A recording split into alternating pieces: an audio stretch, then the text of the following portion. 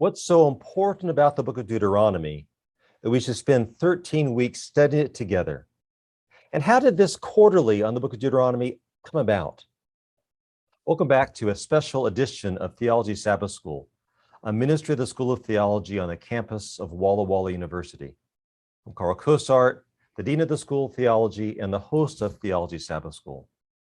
Although we've not yet returned to our weekly edition of Theology Sabbath School, today we want to do a special presentation, an introduction to the newest quarterly on the book of Deuteronomy that will cover the 13 weeks up and through Christmas of this year. And to help us with this, I've invited the author of the quarterly on Deuteronomy to join us to kind of tell us about how this all came about and what we should expect from this quarter's lessons on the book of Deuteronomy. That author is Clifford Goldstein, and he's our guest today in Theology Sabbath School. Well, tell us a little bit about yourself. You are the author of the quarterly, and before we talk about how it came about, so who is this author? What should people know about you as they study this Well, quarterly? as we were talking before, I grew up in a very secular Jewish home. It's funny, I don't think I have few vague memories of my family ever even talking about God. And it was more if we did, it was more in the vein of, well, he probably doesn't exist, that kind of thing. And there's really nothing particularly spiritual about me or anything. And I just, though, as we were talking, it hit me at about 21 years old that truth had to exist. I mean, there's a reality, there's something here, something had to explain it. And through some very remarkable experiences, I've had quite a dramatic story. I mean, I've had people, when I tell it, even to this day, I've been telling the story for almost 40 years, and it gets old hat to you. But when I look at the people and I start telling the stuff and I see this incredulous look, like you can't really expect us to believe this. It kind of helps me remember just how astonishing it was. And there's actually some beautiful stuff in Deuteronomy that I get to that touches on this very thing, some of my favorite verses in all the Bible. But anyway, I was a seeker for truth. I ended up becoming a Seventh-day Adventist, and I joined the church in the fall of 1980. And then through the way one of my old friends from high school, pretty rough character, but he's a bit spiritual. Every now and then he'll say, Cliff, was this a God thing? And through a God thing, I ended up, after 3 years in the church, getting hired by the GC to edit a little magazine they had called Shabbat Shalom, or was called The Israelite. And I did that for a year part-time, and then in 84, they moved me to the GC headquarters, and I've been there ever since. And I edited that for about 7 years. And then I edited Liberty Magazine for about 7 years. And then it's funny, I'm writing about this now. I just got bored. I got bored at Liberty. I didn't know what to do. And the door opened for the Sabbath School Quarterly.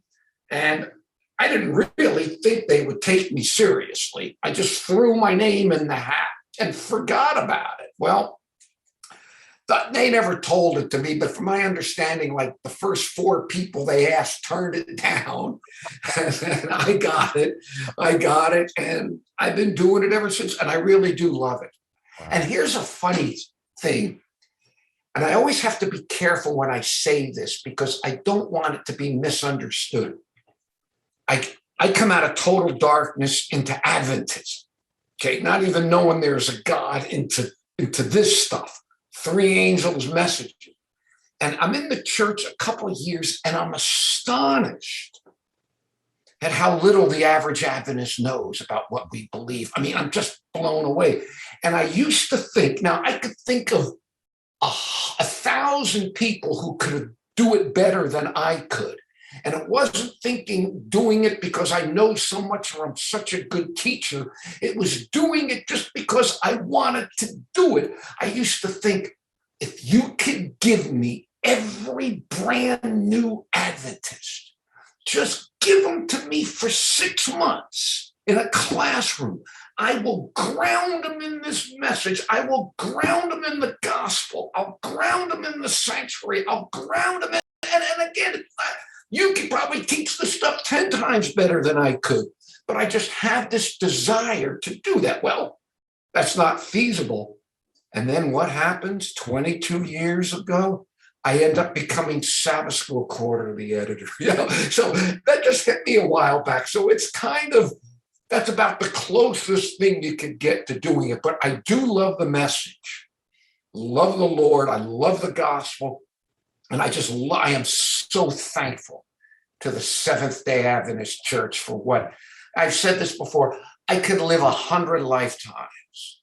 I couldn't give back to Adventism what I've got from it. Knowing this, and I mean this with all my heart. So, and I've been editing the Quarterly, and I got to get reappointed next year. And if they reappoint me, then I'll be 70 by the time this next GC session comes, and they'll probably throw me out then anyway. So I might get thrown out next year. I don't know. But I've had a few ups and downs a while.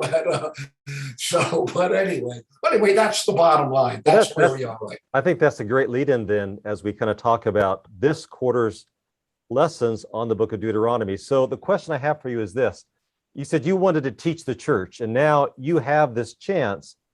So why'd you pick, of all books, the book of Deuteronomy? It seems like you could have picked the Gospel of Mark. Yeah. Well, first of all, why did I pick it? I didn't pick it. Okay. There's a whole long process that goes into, I was shocked when I became Sabbath School Quarterly editor at how much autonomy I really had. I might have not even taken the job had I known that, but I do. There is a committee that meets, that picks topics, okay, and I, to the best that I can, I try to follow the topics. When authors don't come through or manuscript isn't usable, then we got to scramble. But Deuteronomy had been picked a long time ago. I guess just it's in the Bible. It's a book in the Bible, and there's a lot of misconceptions. But anyway, what happened was when the time for the topic to come up, my job is to try to find authors to fit it. And I was talking to somebody in my office, and I'd get to the GC. I'm a very early bird kind of a person, and I used to get to the GC at 5 a.m, sometimes even 4 a.m, and I would work, and then I would take my Hebrew Bible, and before everybody got there, and I would read my Bible, walk the halls, reading my Hebrew Bible, and I was almost always reading out of Deuteronomy. I just loved it. It was, and then this woman I worked with one day, I said, I got to find an author for Deuteronomy. And she says, well, why don't you do it? You're always reading it. And I thought, yeah. And so, but it's all there.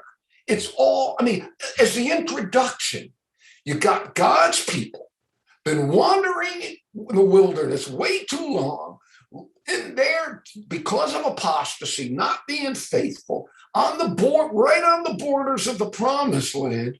So as I said, I think in the introduction, do you think there might be something here for Seventh-day Adventists today? The book, it's all there. If you look at the topics in there, the law and grace and loving your neighbor, it's all there. It's almost the whole message is there in the book of Deuteronomy. So, people, you got to get into it to read it, to see, wow, this is really some righteous stuff in there.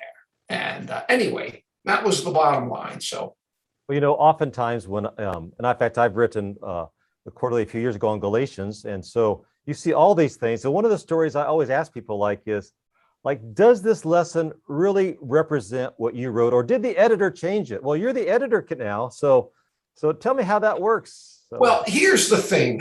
And it's not a popular job. You get everybody mad at you. I do everything I possibly can to leave as much of the author in as I possibly can. And a lot of times it's not theology, it's pedagogy. Just sometimes, and you guys, you scholars, I got people all over the world. I got people who barely know how to read. Okay. And I love getting solid Adventist theologians because I know the theology is going to be good.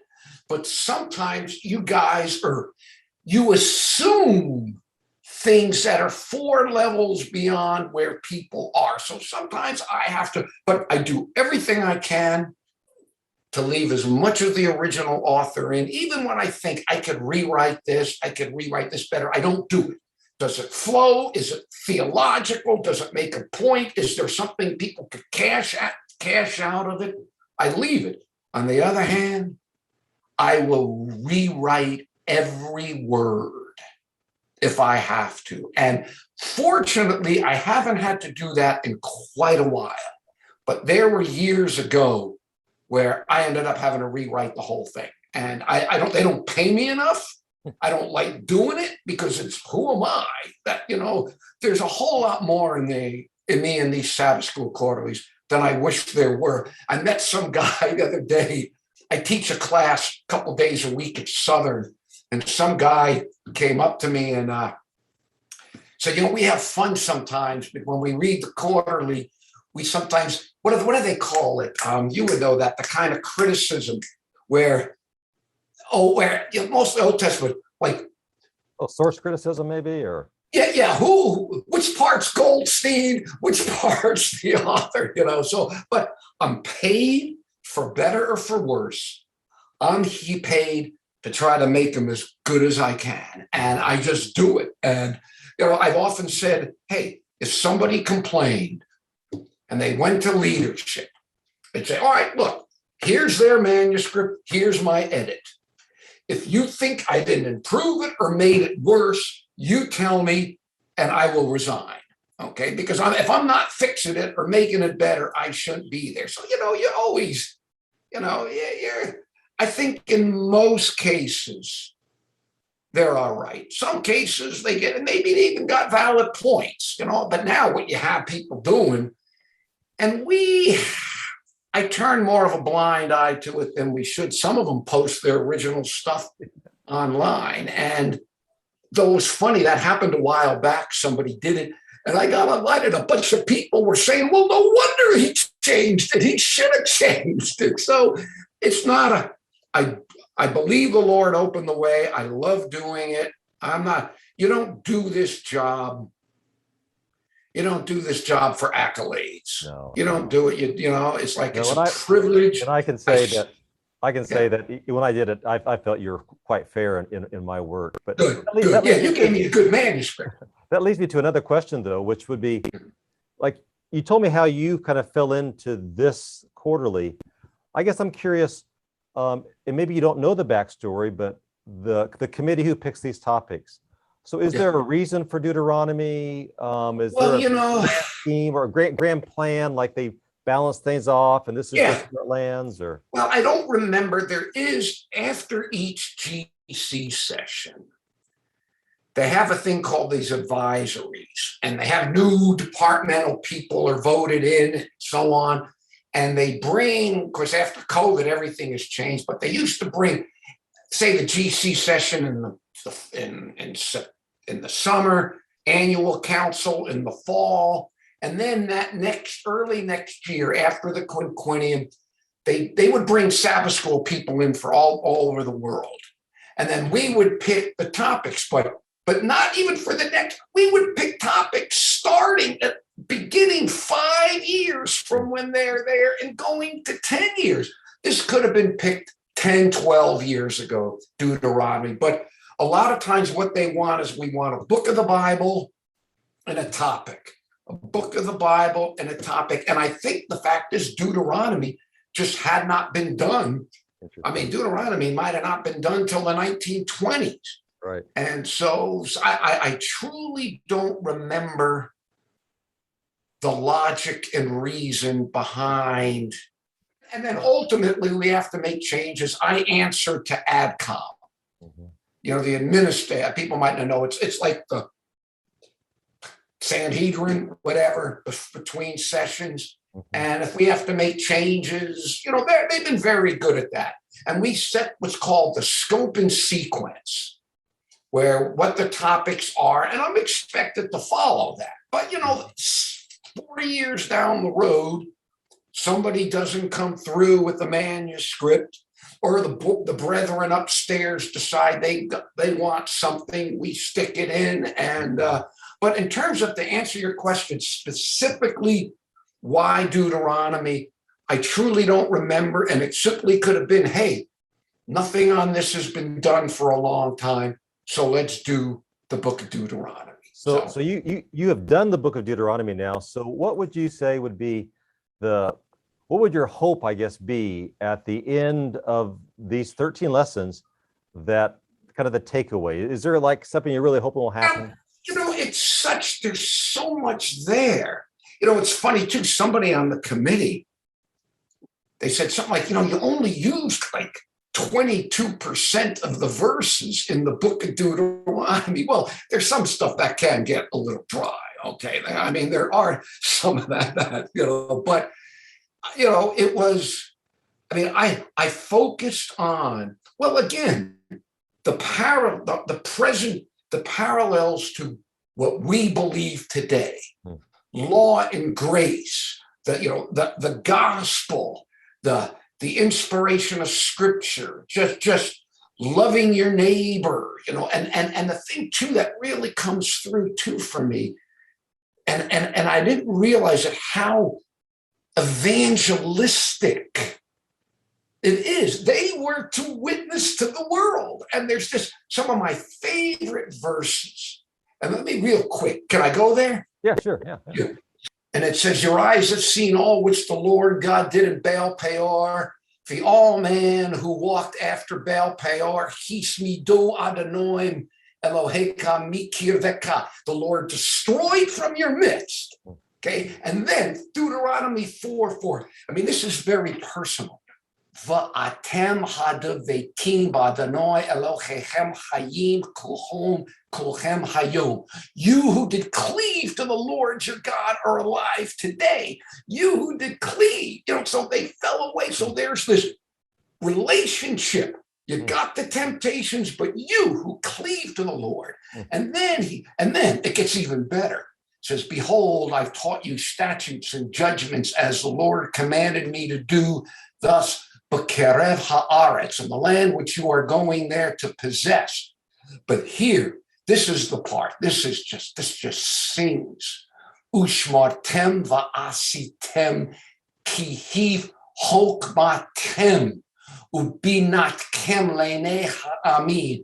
But keep them and do them, for this Kihi hokmatem is your wisdom and your understanding, and the eyes of the people who will hear of all these statutes, and they'll say, surely this is a wise. And it's like then, to me, this is Adventism.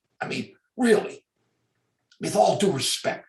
Most of these other they don't even have the 10 commandments, okay? They don't even have the Sabbath, for crying out loud, the fourth commandment, creation. And, the dead go flying off to heaven, and the evil.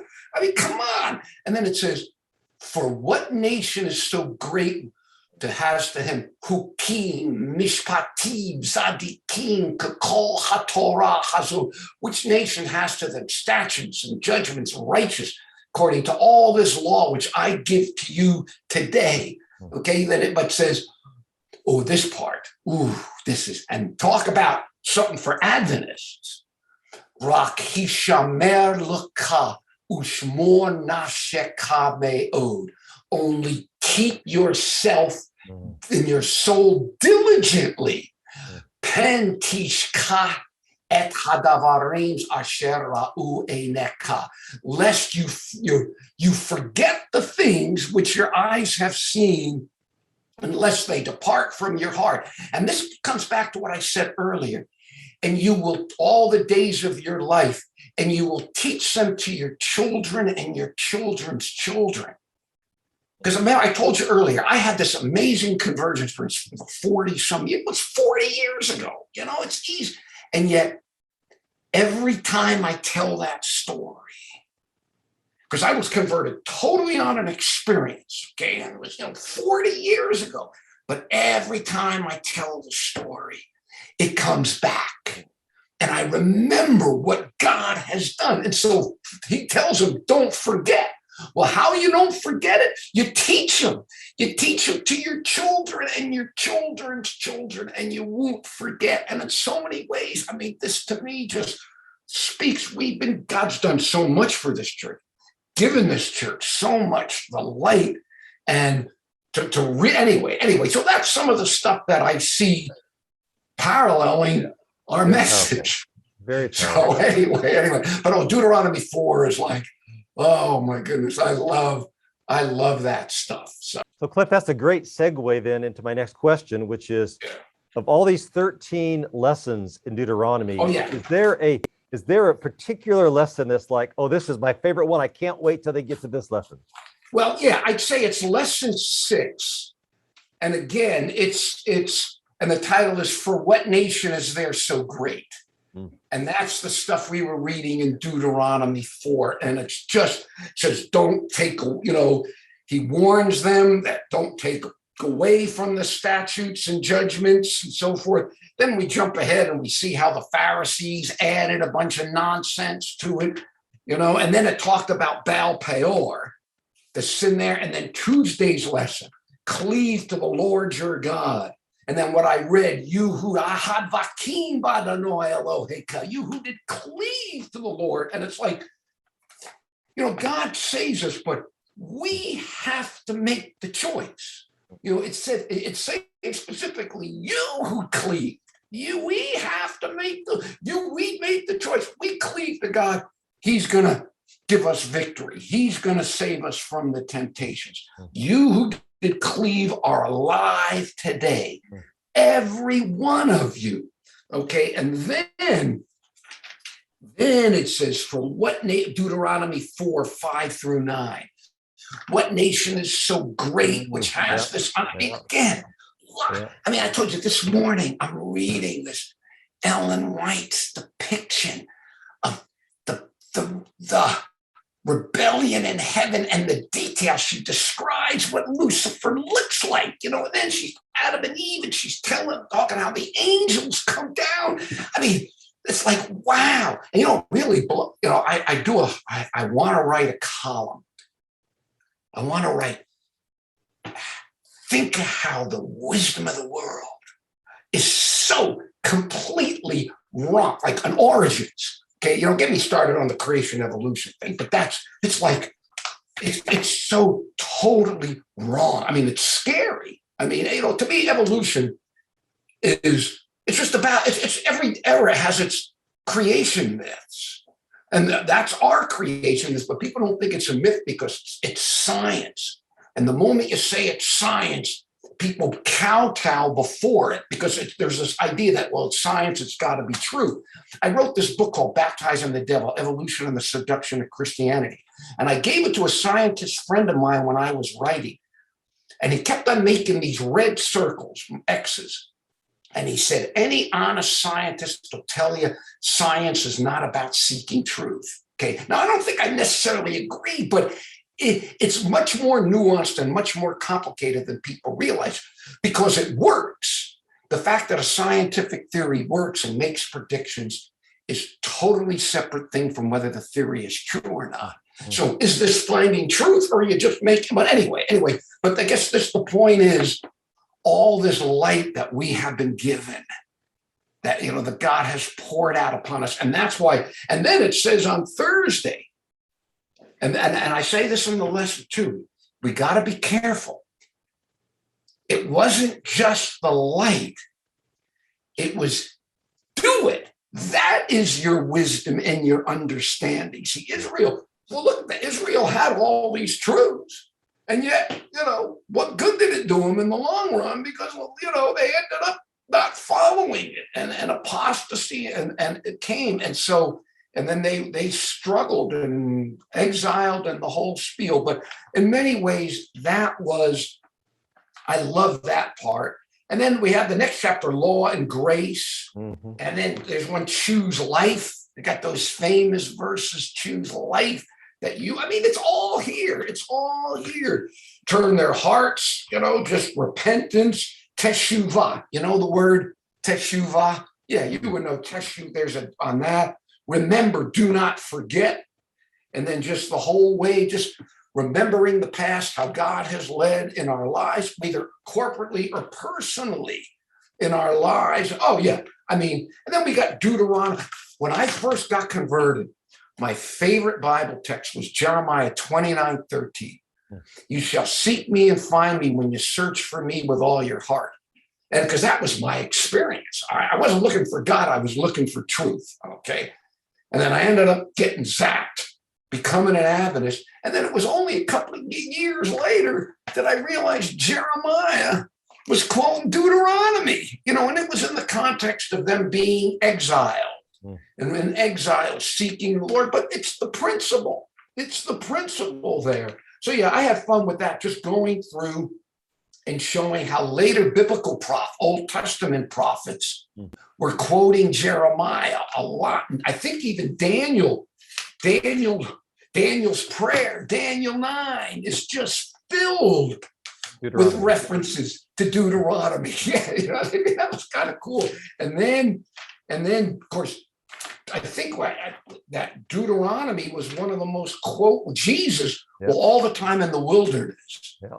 Jesus kept on quoting Deuteronomy. And then we ended the resurrection. Look at that light. I mean, you think poor Moses, he really got shafted.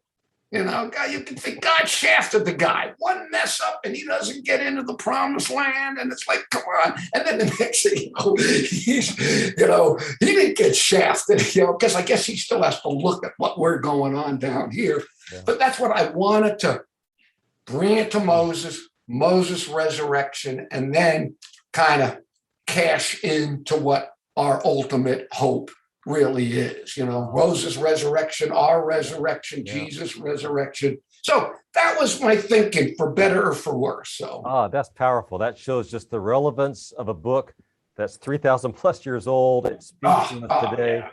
Yeah. So my final question, our time is running out, is you said, man, you got excited about lesson 6.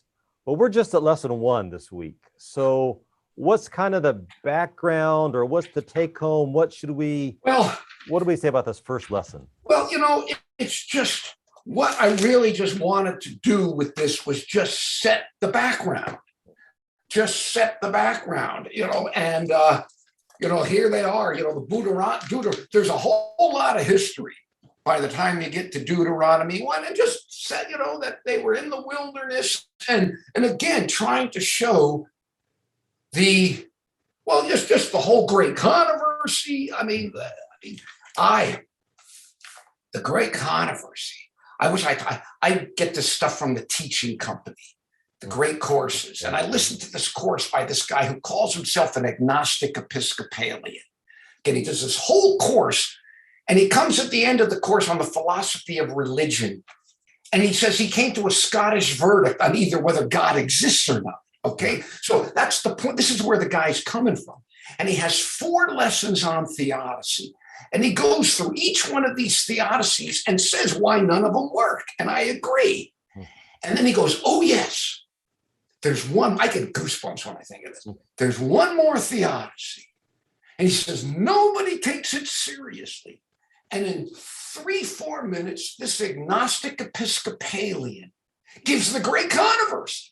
And the whole great controversy. And he goes through and he says, now, this is the only theodicy that works. Now, of course, he doesn't take it seriously. And then he says, now, if you do this, you get dangerously close to Manichaeanism. Well, we can dismiss that in 2 seconds. But this just helps set the background, the great controversy, the context in which all this is happening, and why they're where they're at, and so on. So that was just sort of a review of truths that we know, the call of Abraham, And you went through thousands of years in 1 week, but I wanted to focus on. But yeah, it was just really, that's the background of Deuteronomy, and that's where we kind of picked it up. So, great.